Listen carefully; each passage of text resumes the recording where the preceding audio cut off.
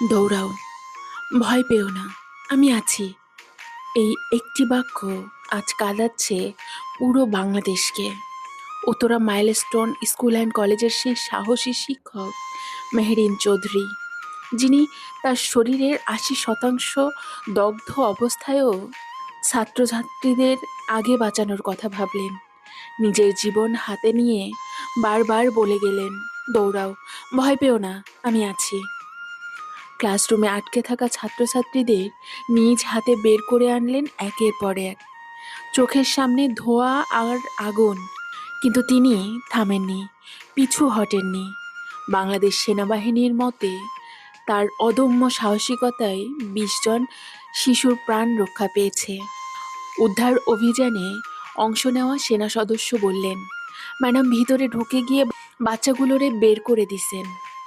তারপর উনিই বের হতে পারেন নাই। কি ভয়ঙ্কর বাস্তবতা!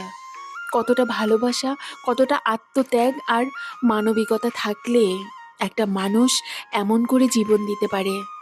আমরা শুধু মেহরিন ম্যাডামকে হারাইনি, হারিয়েছি হাজারো মায়ের মমতা, একজন আদর্শ শিক্ষক, একজন সত্যিকারের মানবিক যোদ্ধা।